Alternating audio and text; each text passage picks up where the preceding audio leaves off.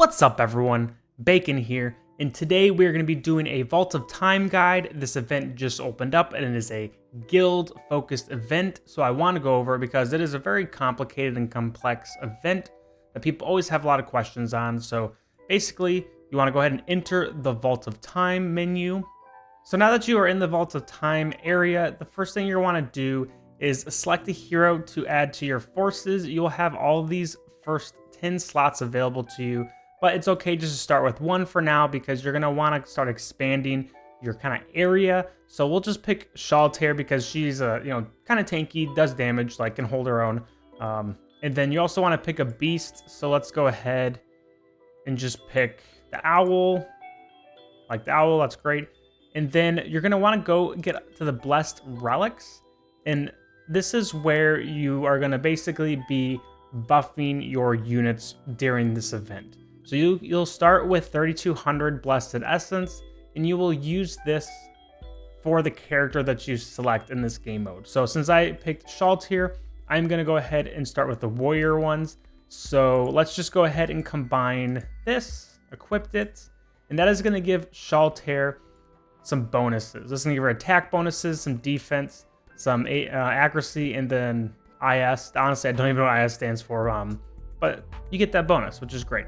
And then I'm going to go ahead and pick another one. So let's see, HP and attack.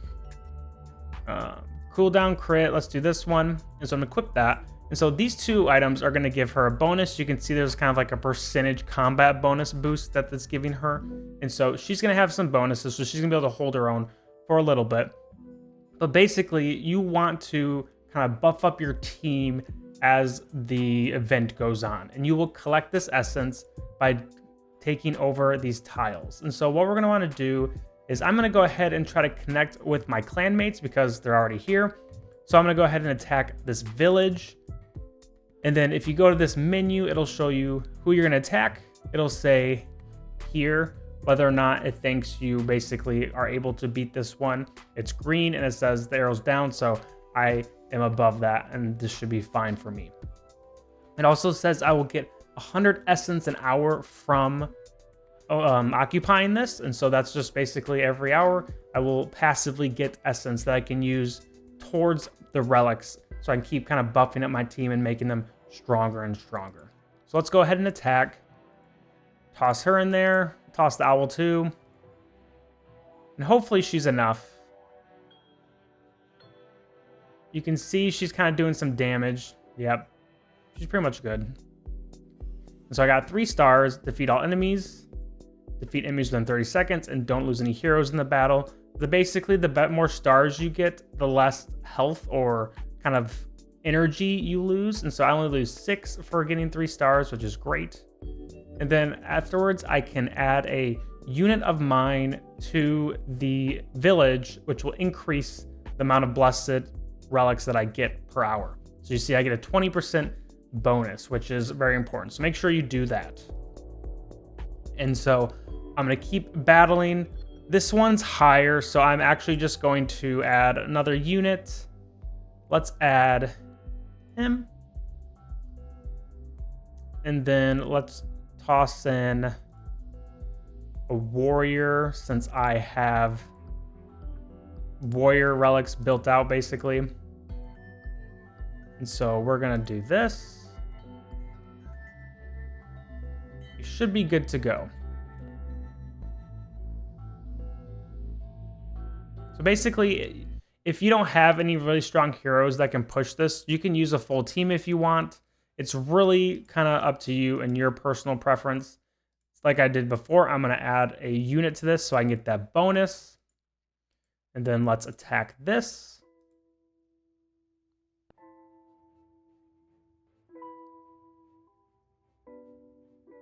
And so you want your team to be strong enough where you're not losing any units until you're finishing within 30 seconds. That's the big thing. You want to get that 3 stars so you don't lose as much energy to this. And then I'm going to put Rowan in there. And now I'm connected with my allies. And you can see that it changed from blue to green, which now means I can basically attack off any of these spots.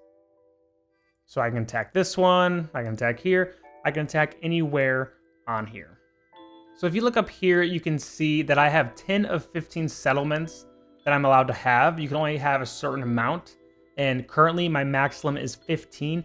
That will increase over time as I basically level up my title. And so you can see each time you have a title, you have to complete different quests to level it up.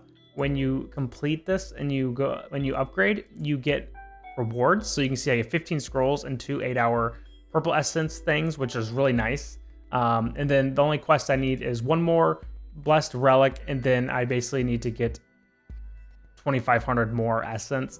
This is going to happen passively. I can keep fighting places and getting essence that way, but you don't get very much. And so it doesn't really seem worth my time at this point. Now, I'm just going to go ahead and keep pushing here so I can have that 15 limit reached. Ideally, when you first start, all 15 or most of them will be villages and not the plain areas. And so you want to basically try to min-max and get as high of level of these areas as possible. So once I'm done, once I'm maxed out, but I have some of these, I can actually go ahead and abandon that, which will give me one more space for this. It'll allow me to keep pushing. So this one is easy. So I'm actually going to reduce that a little bit, be safe, and just have 3. I'm pretty sure just like Sanja could beat this very easily, but better be safe than sorry. And now I'm at 15. I'm going to go ahead and abandon one of these. I don't know what just happened there. Okay. This game mode is pretty laggy on phone and PC, so keep that in mind. Oh, no. And you can exit. So if you exit this, it won't actually do anything, which is, if you notice the battle's going not great, you can just kind of cheese it and exit out quickly. That is a strat that is used quite often, actually. So I'm going to go ahead and put a full team in here because it is a village that I'm facing, not just a normal tile.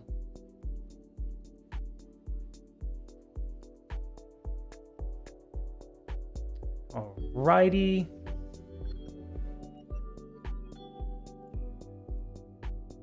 And now I've used all my spaces. Now, I do have a little bit of food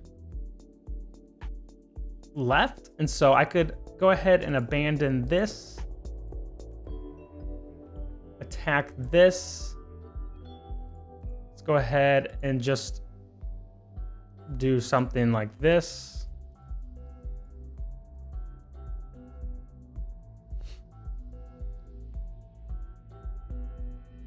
Just kind of keep pushing, because I mean, as soon as you can get to the boss, the better. That way your clan or your guild can go ahead and start doing their thing. So the purpose of this event isn't just to get to the final boss and win. It is to beat the other guilds who are doing this too. So basically whoever can do it the fastest will get a better reward. And so you can see the rankings here. There's nothing really going. I mean, you can see like the total like essence gathered, but at this point it doesn't really matter because we're in a quiet time. Now, once the quiet time is done in 3 hours, then things will basically be like a free-for-all, like a competition who can get there first, and that's when things kind of heat up, and it does matter to get things basically as fast as possible. So this one is a higher level one, so I'm going to go ahead and throw my whole team in here.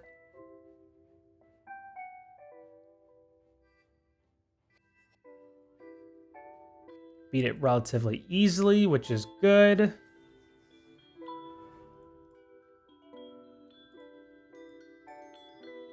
And now if we go look at the map, you can see I've made a decent amount of progress here. I've probably made like a third more of where we were.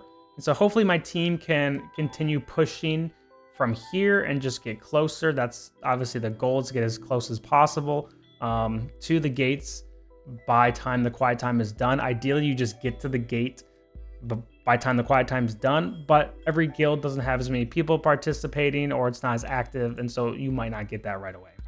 And so at this point, I've pushed as much as I can. I don't really have enough energy or spaces to do much more.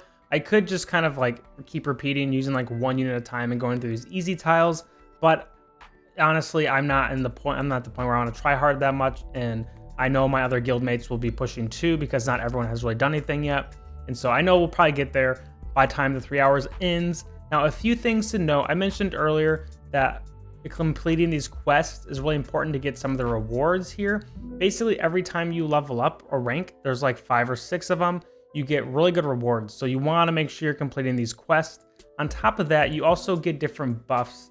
And so you get buffs to like your tile limits here, your relic level cap, the amount of heroes you can have, the amount of pets you can have, different things like that. And so it's really important that you're kind of tracking these quests here and doing them as much as you can and kind of moving up, because you really want to get those rewards first of all, but second of all, it's going to help you push more and get more rewards. And so one thing that a lot of people don't really focus on a lot is you really need to get as many like high level villages going as soon as you can, because the sooner you can get those villages going, the sooner you can get more blessed relics, and the sooner you can get more blessed relics, the like stronger your team is, and then you can take over even stronger villages, because the villages progressively get harder and harder, but also give you more and more essence as the game goes on. So you want to make sure that you're basically building your team up through these relics. These relics are really important. By the time you're done with it, you're gonna have like 1000% bonuses instead of like 22%. You're gonna have huge buffs. So you want to make sure that you are focusing on leveling up your units with these relics. Now, when deciding which relics to focus on, my general consensus is just do whatever one has the strongest units you have first. And so looking at mine, I'd start with warrior because of Schultz here, but I will probably honestly actually focus either the tank one or the mage one. I would say support, maybe don't focus support because you need someone to do damage, and most support heroes are not going to be cranking out a lot of damage. But other than that, I think all 4 of these are fine to focus on. I probably, I'm going to go ahead and combine this. I'll make this so my tank heroes are a little bit stronger. But once you get 6 relics, you'll have an opportunity to level up your relic to a level 2 relic. And then you'll have 6 more new spaces pop up where you can pretty much continue doing it, where you purchased more relics, leveled up once you get all 6, so on and so forth. And so it's really important that you are using your essence to level up. You can see that I just finished a quest, and now I only have this one left, which I will get passively once quiet time is done, and I am collecting essence just through passive time. Now, a few other things to note. Like I said before, this is a race amongst other guilds, and so the higher you place, the better you are going to, better rewards you're gonna get at the very end. Another thing is you can get different rewards by doing these things. This is amongst the server. So if you're the first team or first guild to kill Devourer, Ice Chimera, Protector of Souls, Frozen Terror, etc., you'll get a little extra diamonds, which is nice. You can also see, if you go to the Stars of Dawn, the top 5 people in your guild will receive these buffs down here. You can see I am right here, which is fun. I can also remove myself if I'm like, I'm not going to be able to participate in this event as much as I would like. I think the next person behind me should join. You can remove yourself. But I'm not, because I'm going to play a lot. And so you can see here, the 5 of us will get these different kind of buffs or bonuses, which is nice, especially for those who are kind of try-harding and they're at the top. You want to make sure that you can do as much as you can. So that is pretty much everything. I'm going to be posting another video over the next few days, just giving updates on my progress with our guild, kind of explaining different things as they pop up, because there are a few niche things that pop up as you progress in the level. But basically what you're going to want to do right away is focus on getting to this first gate and defeating the boss. The boss, once you defeat him, you can get through the gate and you can progress to these other areas over here. The ultimate goal is to defeat this boss here, right here. And this is what it's going to look like. This is the ultimate goal. That's not going to happen for a while because this event is kind of long. I think it's about like 10 days or something like that. Maybe 2 weeks. can't totally remember, but it's a long event, so you're in for the long haul. But it's important that you have a guild that is participating, because this is not something where a single person can carry your guild the whole way through. You really need everyone's participation to kind of help out. And so it's important that you're doing your part. Make sure you're not slacking and letting your guild mates down. Make sure that you're doing as much as you can to push everyone forward. You can see someone else on my guild is already kind of taking these villages. Hopefully they start pushing this way, because that's where we need to go. But he also is probably just trying to get as many of these to get as much essence at the beginning. So good for him. But that is my Vault of Time guide for the first day. Like I said earlier, I'm going to make more throughout the event, just because I think it's an event that you need to see everything to truly understand what's going on. So if you want to participate with me as the event goes on, feel free to do that. But best of luck with your Vault of Time, with your guild. Make sure you are participating and doing your work, because this is a team activity. But I hope you guys have a great rest of your day, as always, and good luck. Peace.